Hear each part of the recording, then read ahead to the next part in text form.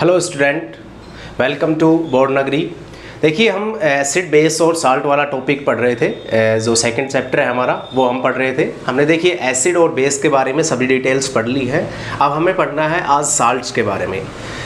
देखिए आज हमें पढ़ना है साल्ट्स के बारे में। एसिड और बेस का हमने पूरा देख लिया है, साल्ट पढ़ना है। देखिए साल्ट की पहले डेफिनेशन देखते हैं। Compounds formed by the neutralization reaction between acid and base are called salts. ये आपकी जो डेफिनेशन है वो है, इसको याद कीजिएगा। देखिए इसमें क्या कह रहा है, इसका मतलब ये है कि एसिड और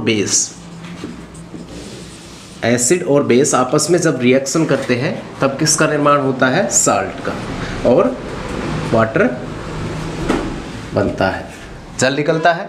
ठीक है, एसिड और बेस आपस में रिएक्शन करेंगे, उसकी न्यूट्रलाइजेशन रिएक्शन, इसे कौन सी रिएक्शन करेंगे, न्यूट्रलाइजेशन रिएक्शन करेंगे और क्या बनेगा, साल्ट बनेगा और पानी निकलेगा। ठीक है, ये चीज़ें हम जब आपकी जो केमिकल प्रॉपर्टी एसिड और बेस की पढ़ रहे थे तब भी हमने देखा था कि एसिड और बेस आपस में रिएक्शन करते हैं तो क्या बनता है, साल्ट बनता है और पानी निकलता है। ठीक है, ये चीज़ें हमने पहले पढ़ ली थी और इस रिएक्शन का नाम हमने क्या दिया था, न्यूट्रलाइजेशन रिएक्शन कहा था। तो हमें देखिए ये आपकी डेफिनेशन आपको याद करनी है। एक चीज़ और मैं बताऊं, देखिए इसमें एक डेफिनेशन और होती है। इसमें क्या होता है, जो इसमें हाइड्रोजन का रिप्लेसमेंट होता है। हाइड्रोजन रिप्लेस होगा किसके द्वारा, मेटल्स के द्वारा। किसके द्वारा होगा, मेटल के द्वारा। इसका जो हाइड्रोजन का रिप्लेस होगा, रिप्लेसमेंट रिएक्शन हो जाएगी। ये किस प्रकार से, देखिए हाइड्रोजन क्या है, हाइड्रोजन क्या होगा, वो रिप्लेस हो जाएगा किसी भी मेटल के साथ। तो इसे क्या कहेंगे हम, ये साल्ट, इससे भी क्या बनेगा, साल्ट बनेगा। हाइड्रोजन रिप्लेस हो रहा है किसी भी मेटल के साथ, और मेटल कौन सी होनी चाहिए, जो हमने रिएक्टिविटी सीरीज में पढ़ी थी, और वो हाइड्रोजन से ऊपर वाली मेटल्स होनी चाहिए। रिएक्टिविटी सीरीज हमने पढ़ी थी, आपको याद होगी। जो आपको रिएक्टिविटी सीरीज मैंने पढ़ाई थी वो आप याद कर लीजिएगा, आपको कई जगह काम आ रही है। देख फर्स्ट चैप्टर में भी कई जगह काम आई थी और सेकंड चैप्टर में भी काम आ रही है। तो वो रिएक्टिविटी सीरीज याद कीजिएगा। इतना कुछ वो है भी नहीं, मैंने उसकी ट्रिक भी आपको बता रखी थी किस प्रकार से वो रिप्लेस करता है। ठीक है, हाइड्रोजन क्या होगा, हाइड्रोजन रिप्लेस हो जाएगा उस मेटल के द्वारा। ठीक है, किसके द्वारा, उस मेटल के द्वारा हाइड्रोजन रिप्लेस हो जाएगा। किस प्रकार से, देखिए आपको कोई भी देखिए HCl है, ये एसिड है, इसमें क्या करना है हमें, हमने क्या कहा है कि हाइड्रोजन का रिप्लेस होगा किसी भी मेटल के साथ। तो हमने इसका रिप्लेस कर दिया Na मेटल है उसके साथ, तो ये क्या बन गया, NaCl बन गया। इसका रिप्लेस हमने कर दिया K के साथ, तो ये क्या बन गया, KCl बन गया। इसी प्रकार से आप देख लीजिए H2SO4 होता है, H2SO4 का रिप्लेस आप कैल्शियम के साथ कीजिएगा तो क्या बनेगा, CaSO4 बनेगा। ठीक है, नेक्स्ट आप इसका रिप्लेस आप किसके साथ कर सकते हैं, K के साथ, पोटेशियम के साथ भी कर सकते हैं, तो क्या बनेगा, K2SO4 बनेगा। ठीक है, तो हम क्या कहना चाह रहे हैं कि जो भी आपका जो हाइड्रोजन दे रखा है, हाइड्रोजन का रिप्लेस किसके साथ करना है, मेटल्स के साथ करना है। या फिर हम कह सकते हैं एसिड और बेस जब आपस में रिएक्शन करते हैं तो क्या बनता है, साल्ट बनता है और जल निकलता है। ठीक है, क्या निकलता है, जल निकलेगा। और साल्ट जो इम्पोर्टेंस है हमारे लिए, पानी निकलना इतना इम्पोर्टेंट नहीं है, हमारे लिए इम्पोर्टेंट क्या है, साल्ट का बनना, क्योंकि हमें यहाँ पे पढ़ना है साल्ट के बारे में। देखिए साल्ट का जब आपके नाम आपके दिमाग में आता है तो हम सोचते हैं कि जो हम डेली घर में यूज़ करते हैं नमक जो होता है वो ही ओनली साल्ट होता है, लेकिन ऐसा नहीं है। जो नमक है वो भी एक साल्ट है, वो क्या होता है, NaCl है। ठीक है, हिंदी में साल्ट को बोलते हैं लवण। ठीक है, लवण बोलते हैं। तो जो साल्ट है वो लवण होता है, ना कि नमक होता है। नमक जो हम डेली घर में यूज़ करते हैं वो NaCl है, ये भी एक लवण है। ठीक है, लवण है, और ये साल्ट कह सकते हैं हम इसको। लेकिन इसके अलावा भी बहुत सारे साल्ट होते हैं, जैसे हमने देख लिया NaCl है, KCl है, ये भी साल्ट है, CaSO4 है, ये भी साल्ट है, K2SO4 है, ये भी साल्ट है, NS और भी देख लीजिए आप HCl, ये इसके साथ अगर कोई भी रिएक्शन करवाएंगे तो आपको देखिए Na के साथ रिप्लेस कर रहे हैं तो NaCl बन रहा है। आप इसके और भी एग्जांपल, बहुत सारे एग्जांपल हैं, वो हम स्टेप बाय स्टेप देखेंगे, ये इसके एग्जांपल हो जाएंगे। आपको इतना ही नहीं करना है कि NaCl ही केवल साल्ट होता है। मेरे कहने का मतलब है कि NaCl ही ओनली साल्ट नहीं होता है, इसके अलावा भी बहुत सारे साल्ट होते हैं। तो NaCl के अलावा कई साल्ट हैं, उनके बारे में हमें पढ़ना है, किस प्रकार से उनका फॉर्मेशन होता है, उनका नाम किस प्रकार से दिया जाता है, वो चीज़ें हमने पढ़नी है। पहले इसको आपकी ये जो डेफिनेशन दे रखी है इसको नोट कीजिएगा। आपकी ये रिएक्शन लिखनी है आपको। एसिड जब बेस के साथ रिएक्शन करता है तो साल्ट बनता है और वाटर निकलता है, जल निकलता है। हाइड्रोजन का रिप्लेस होता है मेटल के साथ। आप इसको याद करने के लिए लिख लीजिएगा। हाइड्रोजन रिप्लेस होगा किसके साथ, किसके द्वारा, मेटल के द्वारा, और क्या बन जाएगा, साल्ट बनेगा। ठीक है, ये हमने एग्जांपल बता दिए। HCl का एक एग्जांपल आप ये लिख लीजिएगा। HCl ने सोडियम के साथ किया, सोडियम ने हाइड्रोजन का रिप्लेस किया, NaCl बन गया। पोटेशियम ने हाइड्रोजन का रिप्लेस बन गया, KCl बन गया। इसी प्रकार से H2O, ये दूसरा एग्जांपल हमने देख लिया H2SO4 वाला। इसने जो Ca है उसके साथ किस प्रकार से रिप्लेस किया है हाइड्रोजन को, और पोटेशियम ने किस प्रकार से रिप्लेस किया है, तो इसको नोट डाउन कीजिएगा। तो साल्ट की डेफिनेशन हमने देख ली है। देखिए साल्ट किस प्रकार से बनेगा, एसिड और बेस आपस में रिएक्शन करेंगे तो साल्ट बनेगा और जल निकलेगा। ठीक है, अब देखेंगे नेम ऑफ साल्ट। साल्ट के जो नाम है वो किस प्रकार से रखे जाते हैं, उनके बारे में जो फॉर्मेशन है वो फॉर्मेशन ऑफ साल्ट क्या हुआ, जो एसिड और बेस से मिलकर बनते हैं साल्ट होते हैं। ठीक है, फॉर्मेशन ऑफ साल्ट हो गया। नेक्स्ट आप नेम ऑफ साल्ट देखिए नेम ऑफ साल्ट में क्या करना है हमें, जो फर्स्ट लेटर है नाम का और एक है सेकंड लेटर। ठीक है, फर्स्ट लेटर है वो कहाँ से आएगा, बेस से। ये जो बेस हम यूज़ कर रहे हैं उससे आएगा उसका first letter. Next second letter आएगा उसके एसिड से। ठीक है, ये चीज़ें आप समझ रही। फर्स्ट लेटर कहाँ से आएगा, बेस से, आपने जो बेस यूज किया है वहाँ से। और सेकंड लेटर उसका कहाँ से आएगा, सेकंड लेटर आएगा एसिड से।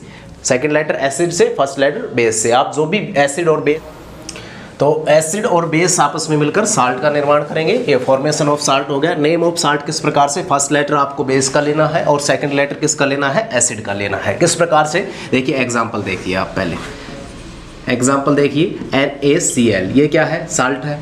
ठीक है, साल्ट ये जो NaCl है वो किस किस से मिलके बना होगा, NaCl जो है वो किस किस से मिलके बना होगा, NaOH वो क्या है, बेस है। नेक्स्ट और किससे, HCl से, हाइड्रोक्लोरिक एसिड, ये क्या है, एसिड से। इसका नाम क्या है, sodium hydroxide, sodium hydroxide. HCl का नाम क्या है, हाइड्रोक्लोरिक एसिड,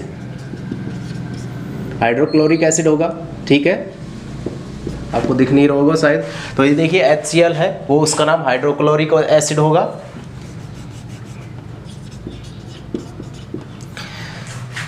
ये NaCl का नाम क्या होगा, आप देखिए फर्स्ट लेटर अब हमें यहाँ से लेना है, जो फर्स्ट लेटर है बेस का लेना है। नेक्स्ट सेकंड लेटर किसका लेना है, जो आपका एसिड दे रखा है उसका लेना है। किस प्रकार से, सोडियम NaCl है, इसका सबसे पहले फर्स्ट लेटर बेस से लेना है, बेस से हमने उठा लिया सोडियम। नेक्स्ट आपको जो इसका सेकंड लेटर क्या है, एसिड का, क्लोराइड है, क्लोरीन है तो उसमें नेगेटिव में है तो उसे क्या कहेंगे हम, क्लोराइड। तो इसका नाम क्या होगा, सोडियम क्लोराइड। अगर आप जो आपका जो भी कैटाइन जो होता है, कैटाइन अगर आप कोई भी ले रहे हैं तो उसका नाम सेम टू सेम होगा। अगर आपको एनाइन दे रखा है, एनाइन जहाँ पे हमने NaCl लिया है तो उसको ED लग जाता है, क्लोराइड हो जाता है, क्लोरीन का क्लोराइड हो जाएगा। ठीक है, तो ये NaCl किस का नाम क्या हो गया, सोडियम क्लोराइड। इसको देख लीजिएगा, दोबारा देखिएगा। NaCl का नाम हमें पता करना है क्या है, ये किससे मिलके बना होगा, NaCl, NaOH। कोई भी अब ये इसका देखिए साल्ट किस प्रकार से बनता है वो भी हम देखेंगे। अब यहाँ पे आप किसको नेम किस प्रकार से होते हैं वो पहले देख लीजिएगा। देखिए इसमें क्या है, NaCl है। NaCl को आपने देखा है जब एसिड और बेस आपस में रिएक्शन करते हैं तो क्या बनता है, साल्ट बनता है। और क्या निकलता है, जल निकलता है। ठीक है, और जल में कौन कौन से आयन होते हैं, H+ आयन होते हैं और OH- होता है। H+ आयन यहाँ पे कौन कौन से आयन हो गए, Na+ आयन और Cl-। देखिए इसका जो कैटाइन है इसके एनाइन के साथ रिएक्शन करेगा, इसका जो एनाइन है वो इसके कैटाइन के साथ रिएक्शन करेगा। ठीक है, इसका कैटाइन इसके एनाइन के साथ रिएक्शन करेगा तो इसका कैटाइन इसके एनाइन के साथ रिएक्शन करेगा तो NaOH ये इसका क्या हो गया, बेस हो गया। नेक्स्ट इसका जो एनाइन है वो इसके कैटाइन के साथ, तो ये क्या हो गया, एसिड हो गया, HCl। HCl और NaOH, ये क्या हो गया, इसका बेस हो गया, ये इसका क्या हो गया, एसिड हो गया। आपको अगर कोई भी साल्ट दे रखा है, उसको आपको एसिड या बेस पता करना है तो इसी प्रकार से करना है। उसके आपको पता है जल तो निकलेगा ही सब में, जब भी एसिड बेस आपस में रिएक्शन करते हैं तो साल्ट बनता है और क्या, जल निकलता है। तो जल जो निकलेगा H2 होता है, उस कौन कौन से आयन होते हैं उसके, H+ होते हैं और OH- होते हैं। आपको जो साल्ट दे रखा है उसको भी उसके आयनों में डिवाइड कर लेना है और उसका कैटायन उसके दूसरे के एनायन के साथ रिएक्शन करवानी है और दूसरे के एनायन के पहले वाले के कैटायन के साथ रिएक्शन करवानी है। तो आपको पता चल जाएगा कि कौन सा साल्ट है, उसमें कौन कौन से एसिड है, कौन कौन से बेस है। तो ये हो गया, इसका नामकरण हो कर लिया हमने, सोडियम क्लोराइड। इसी प्रकार से एक एग्जांपल और देख लीजिए आप।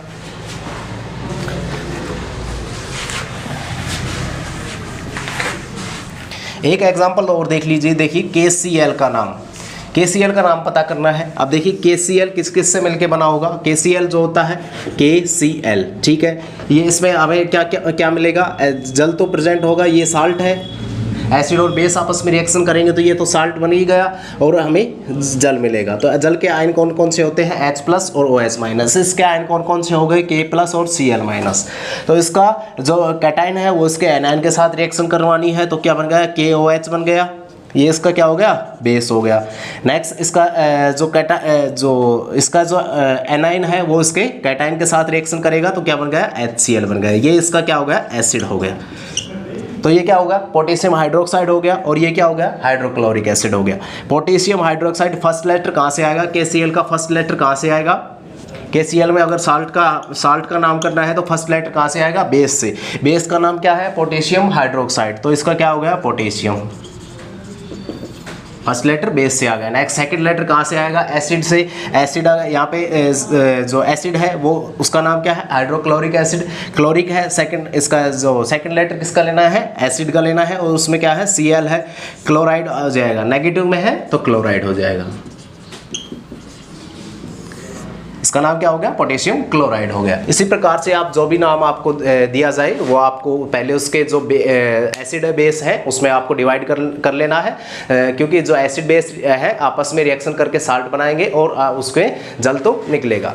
तो जल को आपको उसके आयनों में तोड़ लेना है, H+ और OH-। और जो साल्ट दे रखा है उसको भी उसके आयनों में तोड़ लेना है और उसका कैटायन दूसरे के एनायन के साथ रिएक्शन करवानी है और एक का कैटायन दूसरे के एक का एनायन दूसरे के कैटायन के साथ। तो आपको पता चल जाएगा कौन सा एसिड है कौन सा बेस है। OH हुआ तो वो क्या हो जाएगा, वो आपका बेस हो जाएगा, RH है तो वो क्या हो जाएगा, एसिड हो जाएगा। तो इस प्रकार से इसका नामकरण किया जाता है। नेम ऑफ साल्ट हमने देख लिया है, इसके फर्स्ट लेटर बेस से और सेकंड लेटर कहाँ से लिया जाता है, एसिड से लिया जाता है।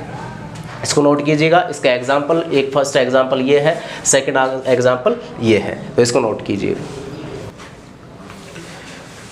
तो नेक्स्ट हम देखेंगे, देखिए हमने नेम ऑफ साल्ट पता कर लिया है, किस प्रकार से हमें पता करना है। एसिड और बेस आपस में रिएक्शन करके क्या बनाते हैं, साल्ट बनाते हैं और पानी निकलता है, ठीक है। नेक्स्ट आप देखिए फैमिली ऑफ साल्ट है। फैमिली ऑफ साल्ट किस प्रकार से है, देखिए इसका एग्जाम्पल के थ्रू मैं आपको बताता हूँ। देखिए आपको एक एग्जाम्पल देख लीजिए, NaCl और KCl। यहाँ पे कॉमन क्या दिख रहा है आपको, यहाँ पे दोनों में कॉमन आपको Cl दिख रहा है ना, दोनों में कॉमन Cl है, NaCl है और KCl है, इसमें कॉमन Cl है।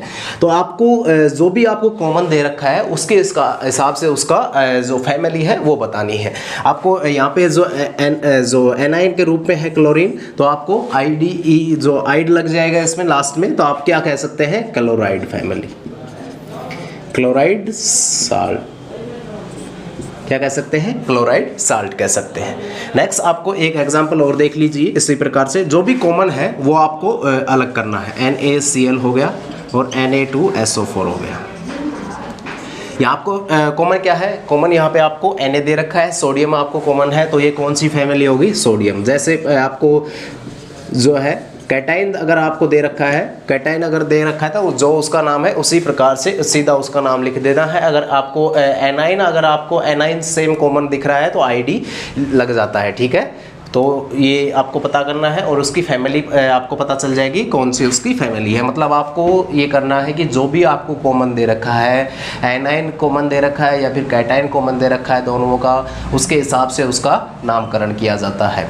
अगर आपको यहाँ पे एनाइन अगर का आपको कॉमन दे रखा है तो आप एनाइन के हिसाब से नाम देंगे। एनाइन अगर आप एनाइन दे रखा है तो आईडी लग जाता है, लेकिन अगर जो कैटाइन होता है उसका नाम में किसी प्रकार से कोई चेंज नहीं होता है। आपको उसे सेम लिखना है। अगर आपको सोडियम है तो सोडियम साल्ट कह सकते हैं, आप सोडियम फैमिली कह सकते हैं, क्लोराइड की फैमिली कह सकते हैं, जो भी कॉमन है। एक सादी भी एग्जाम्पल भी हो सकते हैं इनके। तो आपको जितने भी सब में कॉमन दिखे तो उसको एक अलग से फैमिली आप बना सकते हैं। अगर क्लोरीन सब में कॉमन है, कई एग्जांपल दे दिए, मान लो उसमें क्लोरीन सब में कॉमन है तो आप उसको एक साइड में लिख सकते हैं और आप उसको क्या नाम दे सकते हैं, क्लोराइड फैमिली देख सकते हैं। नेक्स्ट, अगर आपको यहाँ पे सोडियम यहाँ पे कॉमन है, अगर और भी एग्जांपल हो तो आप उसको पूछिए कि इसकी फैमिली कौन सी है, तो आप बता सकते हैं कि इसकी सोडियम फैमिली है, क्योंकि इसमें सोडियम सब में कॉमन है। अगर पोटेशियम आपको कॉमन आ रहा है तो आप बता सकते हैं कि उसमें पोटेशियम कॉमन है, और आप क्या कह सकते हैं कि ये पोटेशियम फैमिली है साल्ट की। तो इसी प्रकार से आपको फैमिली ऑफ साल्ट का पता करना है, इसको नोट कीजिएगा।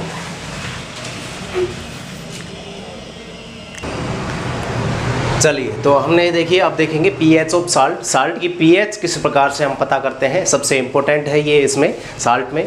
देखिए, आपको एक एसिड दे दिया जाएगा और बेस दे दिया जाएगा, या फिर आपको सीधा सीधा साल्ट देगा। आपको पता करना है कि उसकी पीएच क्या है। हमने एसिड में देखा था, एसिड में हमने देख लिया था कि किस प्रकार से जो एसिड होगा उसकी पीएच कितनी आ जाएगी, 7 से कम हो जाएगी, और जो बेस होगा उसकी पीएच क्या होगी, 7 से ज़्यादा होगी, और जो न्यूट्रल होगा उसकी पीएच कितनी होगी, 7 होगी। तो ये हमने पीएच जब हम पढ़ रहे थे तब हमने देख लिया था। पीएच में क्या होता है, यहाँ 0 से स्टार्ट होता है, 14 तक होता है, और 7 पे इसका मिड पॉइंट होता है, जो क्या होता है, न्यूट्रल होता है। यहाँ पे ये 7 से कम का लेस देन 7 होता है एसिड होता है, और ग्रेटर देन 7 होता है वो क्या होता है, बेस होता है।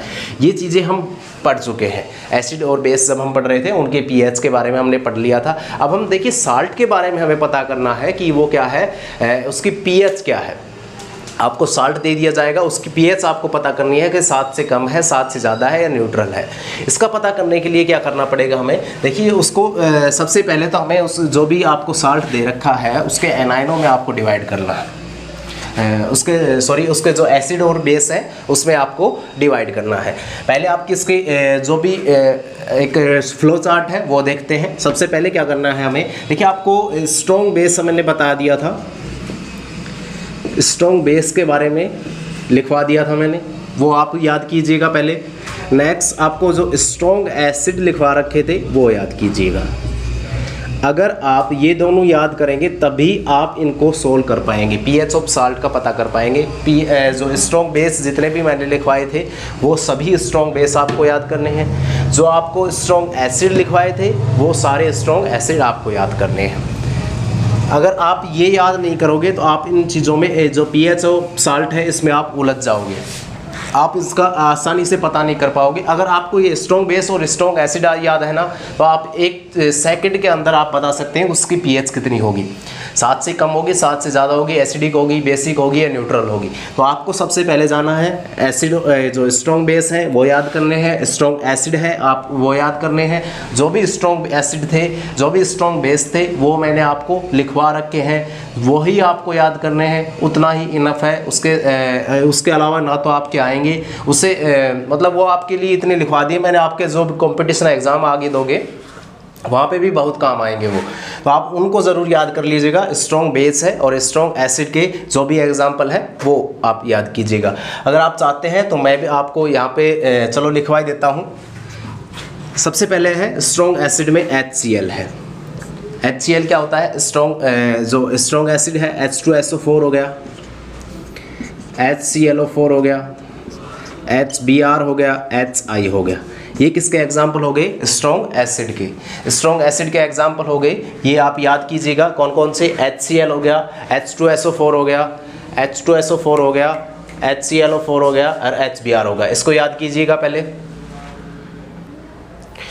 तो स्ट्रॉन्ग एसिड ये आपको याद करने हैं। Next strong base, strong acid कौन कौन से हो गए, HCl हो गया, H2SO4 हो गया, HClO4 हो गया, HBr हो गया, HI हो गया, और इसके अलावा एक और होता है HNO3। ये कौन से हो गए, स्ट्रॉन्ग एसिड हो गए, ये याद कीजिएगा। नेक्स्ट आपको स्ट्रॉन्ग बेस है वो कौन कौन से होते हैं, आपके जो भी हाइड्रोक्साइड होते हैं, हाइड्रोक्साइड किसके, जो आपके एस ब्लॉक के एलिमेंट्स होते हैं, एस ब्लॉक के जो एलिमेंट्स होते हैं फर्स्ट के और सेकंड, वो सभी क्या होते हैं लगभग Be को छोड़कर, आपका जो बेरिलियम होता है उसके हाइड्रोक्साइड को छोड़कर बाकी सभी किसके एग्जाम्पल हो जाएंगे, स्ट्रॉन्ग बेस के एग्जाम्पल हो जाएंगे। कौन कौन से हो जाएंगे आपको, Li, Na, ये आपके किसके एग्जाम्पल हो जाएंगे,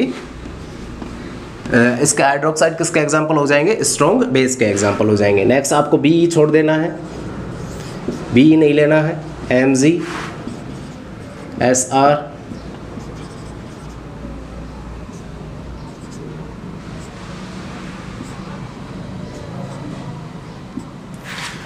तो इसके एग्जाम्पल कौन कौन से हो गए, Li, Na, K, Rb, Cs, और इसमें कौन कौन से हो जाएंगे आपके जो Bmg है, Mg के हाइड्रोक्साइड, और Ca के हाइड्रोक्साइड, Sr के और Ba के हाइड्रोक्साइड, ये किसके एग्जांपल हो जाएंगे, आपके स्ट्रॉन्ग बेस के एग्जांपल। किस प्रकार से, देखिए आपको वैलेंसी आपने पढ़ी होगी 9th क्लास में, जो फर्स्ट ब्लॉक के एलिमेंट्स होते हैं उनकी वैलेंसी 1 होती है और सेकेंड ब्लॉक के एलिमेंट्स होते हैं उनकी वैलेंसी 2 होती है। तो यहाँ पे हमें किस प्रकार से इनका बेस बनाना है, इनके LiOH, ठीक है, इस प्रकार से इसका हाइड्रोक्साइड हो जाएगा। हाइड्रोक्साइड इसकी वैलेंसी केवल 1 होती है Li की, जो फर्स्ट जो आपकी एस ब्लॉक के फर्स्ट के जो एलिमेंट है उसकी वैलेंसी 1 होती है, और सेकंड के उनकी वैलेंसी कितनी होती है, 2 होती है। तो यहाँ पे हमें यहाँ पे केवल एक OH लेना है, और यहाँ पे जैसे सेकंड के हो गए, सेकंड वाले एस ब्लॉक में है उनकी वैलेंसी कितनी होती है, 2 होती है। तो यहाँ पे हमें क्या लेना पड़ेगा, 2 OH लेने पड़ेंगे। Li जो फर्स्ट है इसमें सभी में केवल एक OH लगेगा, ये जो फर्स्ट वाले हैं, ये फर्स्ट वाले हैं, ये सेकंड वाले हैं, तो इसमें केवल फर्स्ट वाले में केवल एक OH लगेगा, और आपको जो सेकंड है क्योंकि इनकी वैलेंसी 2 होती है तो इसको 2 OH लगेंगे। इसको डिटेल से समझने के लिए आप हायर क्लासों में देखेंगे कि किस प्रकार से आपको बताया जाता है। ये यहाँ पे मैं आपको बस याद करने के लिए बता रहा हूँ कि Mg OH का होल ट्वाइस हो जाएगा, Ca जो है उसका भी OH का होल ट्वाइस हो जाएगा, लेकिन जो Li है उसका केवल 1 OH लगेगा। LiOH हो गया, NaOH हो गया, KOH हो गया, RbOH हो गया, CSOH हो गया। तो ये आपके कौन से हो गए, स्ट्रॉन्ग बेस हो गए। और स्ट्रॉन्ग एसिड कौन से हो गए, HCl, H2SO4, HClO4, HBr, HI, HNO3। इनको याद कीजिएगा, पहले आप इनको याद कीजिएगा, फिर मैं आपको इसको नोट कर लीजिएगा आप साइड में कहीं पे भी इसको, और आपको याद करना है, तभी मैं आपको आगे जो आपकी pH ऑफ साल्ट है उसको अच्छे से समझा पाऊंगा। इसको नोट कीजिएगा पहले। तो pH ऑफ साल्ट का पता करना है आपको, स्ट्रॉन्ग बेस है और स्ट्रॉन्ग एसिड है, वो सभी आपको याद करने हैं, कौन कौन से स्ट्रॉन्ग एसिड होते हैं, कौन कौन से स्ट्रॉन्ग बेस होते हैं। देखिए आपको क्या करना है, आपको स्ट्रॉन्ग एसिड दिया जाएगा, आपको पता है एसिड और बेस से मिलकर क्या बनता है, साल्ट बनता है, और उसमें जल निकलता है। स्ट्रॉन्ग एसिड होगा और क्या होगा, वीक बेस, मान लीजिए आपको वीक बेस दे दिया और स्ट्रॉन्ग एसिड दे दिया, तो यहाँ पे किसके चलेगी, देखिए जो स्ट्रॉन्ग होगा उसकी चलेगी। तो यहाँ पे आपको जो साल्ट प्राप्त होगा वो किसका प्राप्त होगा, जो आपको एसिड का साल्ट प्राप्त होगा। यहाँ पे आपको जो साल्ट प्राप्त हो रहा है तो साल्ट किसका प्राप्त होगा, एसिड का प्राप्त होगा। क्यों, ताकतवर यहाँ पे कौन है, आपको नाम से ही पता चल रहा है, स्ट्रॉन्ग यहाँ पे कौन है, एसिड है, वीक यहाँ पे कौन है, बेस है।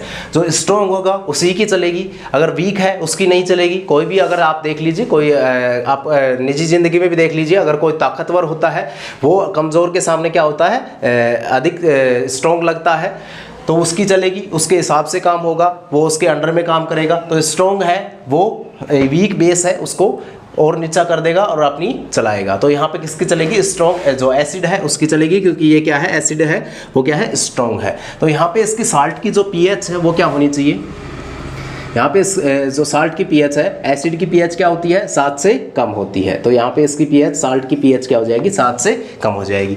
नेक्स्ट देखिए, इसी प्रकार से आपको मान लीजिए वीक एसिड दे दिया और आपको दे दिया स्ट्रॉन्ग बेस। अब यहाँ पे एक साल्ट बन गया, अब ये साल्ट है, अब यहाँ पे साल्ट बना है, अब किसकी चलेगी, यहाँ पे स्ट्रॉन्ग कौन है, यहाँ पे स्ट्रॉन्ग बेस है, तो किसकी चलेगी, बेस की चलेगी। तो इसकी pH क्या होनी चाहिए, इसकी pH होनी चाहिए ग्रेटर देन 7। बेस की जो पीएच होती है वो कितनी होती है, 7 से ज़्यादा होती है। एसिड की पीएच कितनी होती है, 7 से कम होती है। तो यहाँ पे स्ट्रॉन्ग कौन है, बेस है, तो बेस की पीएच 7 से ज़्यादा हो जाएगी। जो साल्ट बनेगा वो किसका होगा, बेस का साल्ट होगा, क्योंकि स्ट्रॉन्ग यहाँ पे कौन सा है, स्ट्रॉन्ग कौन सा है, बेस है। तो यहाँ पे चलेगी किसकी, बेस की चलेगी, और जो पीएच होगी वो कितनी होगी, 7 से ज़्यादा होगी। नेक्स्ट आपको मान लीजिए स्ट्रॉन्ग ही एसिड दे दिया और आपको दे दिया स्ट्रॉन्ग ही बेस दे दिया। अब सोचिए इसमें अब किसकी चलेगी, स्ट्रॉन्ग एसिड है, दोनों बराबर ताकतवर हैं। आप दो ताकतवर इंसान अगर आपस में पंजा लड़ा रहे हैं तो क्या होगा, वो क्या होगा, ड्रॉ हो जाएगा वो गेम, क्योंकि वो दोनों आपस में समान ताकत के हैं। तो समान ताकत के होने के कारण उनकी जो अब यहाँ पे देखिए दोनों समान ताकत है, स्ट्रॉन्ग वाला है, स्ट्रॉन्ग एसिड है, और स्ट्रॉन्ग ये क्या है, बेस है। तो इसकी पीएच कितनी होनी चाहिए, 7, न्यूट्रल पे आ जाएगी। कितनी आ जाएगी, न्यूट्रल पे आ जाएगी। हमने देख लिया था स्ट्रॉन्ग एसिड और स्ट्रॉन्ग बेस आपस में रिएक्शन करके जो साल्ट बना रहे हैं तो उसकी पीएच कितनी होगी, 7 होगी, न्यूट्रल हो जाएगा, क्योंकि दोनों बराबर ताकतवर हैं। तो इसमें क्या हो जाएगा, इसकी पीएच कितनी हो जाएगी, 7 हो जाएगी। इनमें से अगर कोई भी स्ट्रॉन्ग हो रहा है, स्ट्रॉन्ग एसिड हो रहा है, तो किसकी चलेगी, एसिड की चलेगी, और एसिड की पीएच क्या होती है, 7 से कम होती है। अगर स्ट्रॉन्ग बेस है तो बेस की चलेगी, तो बेस स्ट्रॉन्ग है तो उसकी पीएच कितनी होगी, 7 से ज़्यादा होगी। तो आप इसको नोट कीजिएगा, सबसे इम्पोर्टेंट है आपके लिए, इसको नोट कीजिएगा और इसको याद कीजिएगा। अभी मैं आपको इसका एग्जाम्पल भी बता रहा हूँ, इसको नोट कीजिएगा पहले। तो हम pH ऑफ साल्ट का एग्जाम्पल देखेंगे। अब देखिए हमें देखिए NaCl का आप एग्जाम्पल देख लीजिए। सबसे पहले हमें ये पता करना है कि ये किस एसिड या किस बेस से मिलकर बना हुआ है। तो इसका पता करने के लिए सबसे पहले हमें क्या करना पड़ेगा, इसको इसके आयनों में तोड़ना पड़ेगा। ठीक है, इसके आयनों में तोड़ो आप Na+ और Cl-। अब आपको पता है जब एसिड और बेस आपस में रिएक्शन करते हैं तो क्या बनता है, साल्ट बनता है और उसमें पानी निकलता है। पानी निकलेगा मतलब उसके आयन होंगे H2O, उसके आयनों में तोड़ो H2O को, कौन कौन से, H+ और OH-। ये किस लिए कर रहे हैं कि क्योंकि हमें ये पता करना है कि जो भी हम एसिड या बेस है कौन सा है, ये जो आपका जो साल्ट बना है वो किस एसिड या और किस बेस से मिलकर बना है, ये पता करने के लिए। अब देखिए हमें क्या करना है, अब इसके जो कैटायन है इसका एनायन के साथ रिएक्शन करवाओ और इसका जो कैटायन है इसके एनायन के साथ रिएक्शन करवाओ। तो अब आप देखिएगा NaOH और HCl, ये इसका क्या हो गया, बेस हो गया, और ये इसका क्या हो गया, एसिड हो गया। तो हमें पता चल गया इसका बेस क्या है और एसिड क्या है। अब आपको जो लिस्ट लिखवाई है मैंने स्ट्रॉन्ग एसिड और स्ट्रॉन्ग बेस की, उसमें से मैच कीजिएगा। NaOH ये क्या है, स्ट्रॉन्ग बेस है। HCl ये क्या है, स्ट्रॉन्ग एसिड है। Strong base, strong acid. अब इसकी पीएच बताओ आप, इसकी पीएच क्या हो जाएगी, 7 हो जाएगी। स्ट्रॉन्ग एसिड स्ट्रॉन्ग बेस आपस में जब रिएक्शन करते हैं तो उससे जो साल्ट बनता है उसकी पीएच कितनी होती है, 7 होती है। ये मैंने आपको लिखवा दिया था। दोनों स्ट्रॉन्ग है तो ये क्या हो जाएंगे, न्यूट्रल हो जाएंगे, और इनकी पीएच क्या हो जाएगी, 7 हो जाएगी। इसको नोट कीजिएगा।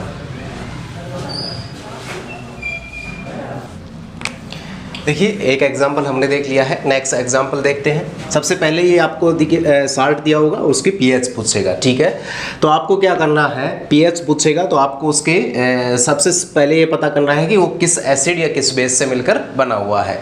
ये पता करने के लिए आपको उसके आयनों में उसको तोड़ना होगा, COO- और Na+, ये इसके आयन हो गए।